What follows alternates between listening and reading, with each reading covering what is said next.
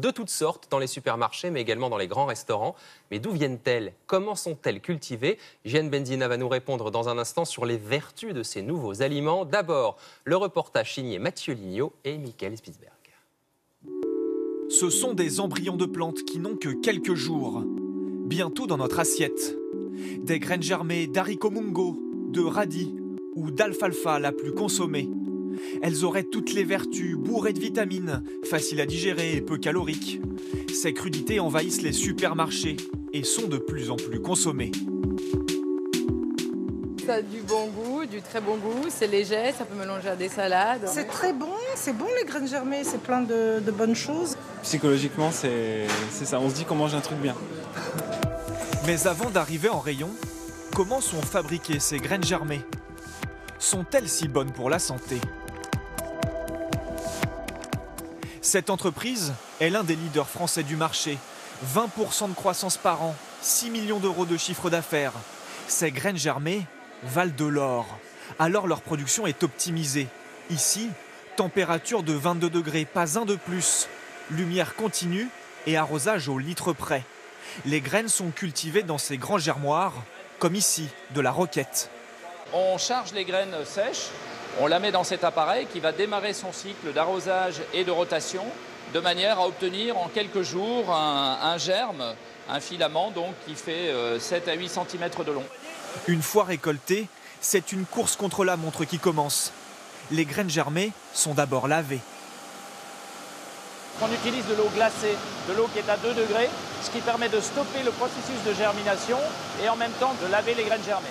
Ces graines doivent être mangées les plus fraîches possibles pour profiter au maximum de leurs vertus nutritionnelles. Chaque jour, une demi-tonne de graines germées sont ensuite emballées et expédiées. Dès le lendemain, elles seront dans les rayons ou à la table des restaurants, comme ici, à Paris. Ok, donc ça c'est le sauté de légumes. Agathe O12 a ouvert ce restaurant avec un objectif: cuisiner des produits bio et bons pour la santé.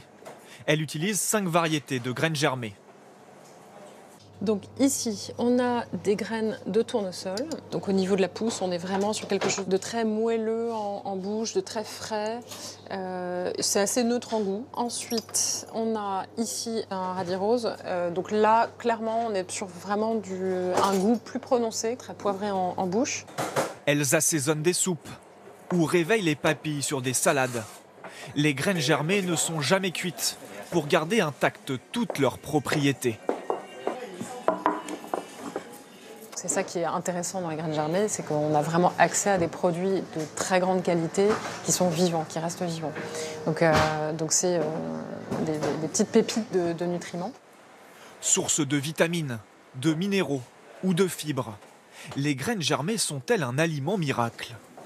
Pas tout à fait, selon cet endocrinologue. Il faut toujours se méfier en nutrition de ces discours qui mettent en valeur tel ou tel aliment. Je crois qu'il doit faire partie d'une alimentation équilibrée, au même titre que les fruits, les légumes et les légumes secs. Les graines germées font vraiment partie de l'alimentation équilibrée, mais pas en tant que miracle pour la santé. Les graines germées permettent de manger des crudités. Une 60aine de variétés sont aujourd'hui vendues en supermarché.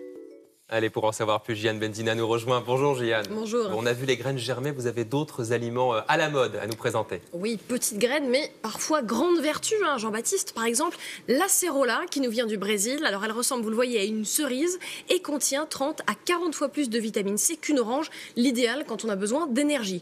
Pour faire le plein d'antioxydants, vous pouvez tester la baie de goji, qui nous vient de Chine, où on l'appelle d'ailleurs la baie de la longévité. Il faut dire qu'elle nous aide à consolider nos défenses immunitaires. Et puis, un peu moins connue, la graine de chia qui est cultivée au Mexique. Elle est riche en protéines et aussi en acides gras, hein, ces fameux oméga 3, et en fibres. C'est l'idéal pour faciliter la digestion et prévenir les maladies cardiovasculaires.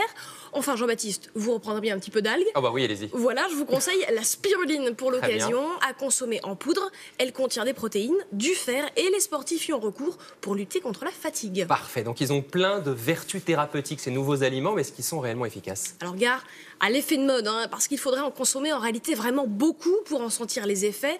Et aucune étude ne permet de déterminer avec précision l'impact à long terme de ces aliments sur l'organisme. Donc, dans votre assiette cet hiver, ajoutez de la grenade, des carottes, des pommes, des oignons. C'est moins tendance, mais aussi efficace. Rassurez-nous, les recettes de grand-mère, ça fonctionne toujours. Mais oui, il n'y a pas que les graines, hein. Souvenez-vous de ces publicités d'autrefois. Chaque hiver, l'incontournable huile de foie de morue, dont le goût, avouons-le, était plutôt dissuasif.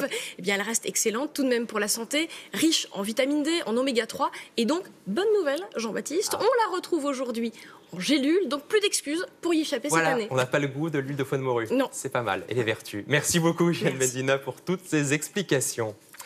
On en vient à ce témoignage étonnant.